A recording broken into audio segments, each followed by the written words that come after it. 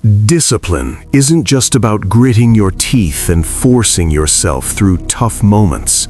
It's a skill rooted deep in how your brain works, backed by decades of psychological research. Think about it. Why do some people consistently hit the gym at 5 a.m., crush their work deadlines, or stick to healthy eating, while others cave after one bad day?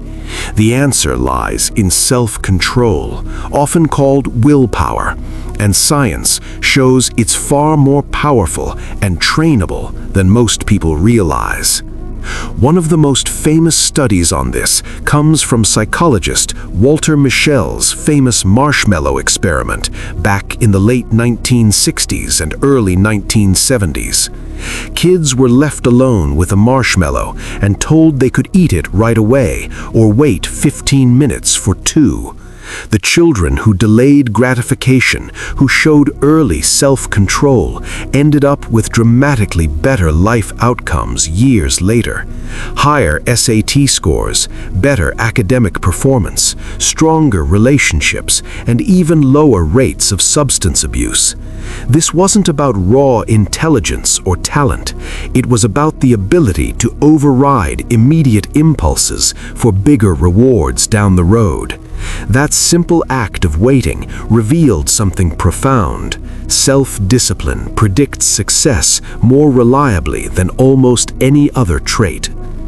Building on that, researchers like Roy Baumeister explored willpower as a limited but renewable resource.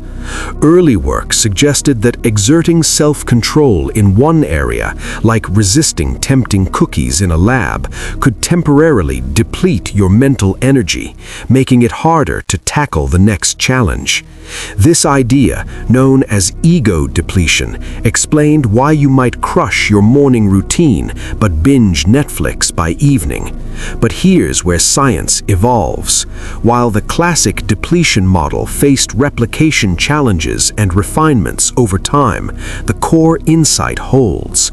Willpower acts like a muscle. It fatigues with overuse, but crucially, it strengthens with consistent training. Studies show that practicing small acts of self-control builds overall discipline. For example, people who committed to simple regimens like squeezing a hand grip daily, cutting back on sweets, or maintaining good posture saw measurable improvements in unrelated tasks requiring restraint. Your prefrontal cortex, the brain region behind planning, impulse control, and decision-making, lights up and gets stronger when you deliberately choose the hard path.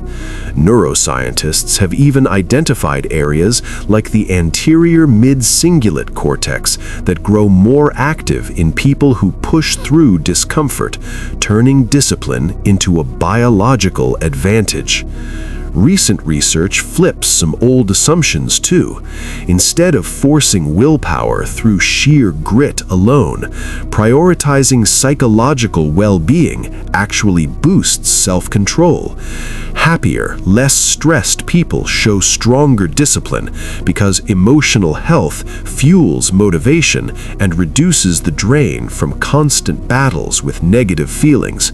Autonomous motivation, when you pursue goals because they align with your values, not external pressure, mediates this powerfully. Feeling like discipline is your choice, not a punishment, makes it sustainable and slashes procrastination. So, how do you actually build this? Psychology points to proven strategies. First, set clear, specific goals. Vague intentions fail. Precise ones guide focus. Second, monitor yourself. Track progress, whether it's calories, workouts, or work hours. Self-awareness sharpens control. Third, start small and practice regularly. Tiny daily wins compound, rewiring your brain for bigger challenges. Fourth, get enough sleep and exercise. Both recharge willpower reserves far better than sheer motivation. Finally, use positive reinforcement. reward disciplined actions to release dopamine and make the habit feel good. The bottom line from all this research? Discipline isn't a fixed trait you're born with or without. It's a muscle you can grow. The people who achieve extraordinary things aren't superhuman. They've simply trained their self-control through consistent, science-backed habits. You have the same brain wiring. The question isn't whether you can become more disciplined. It's whether you'll start the training today. Your future self is counting on it.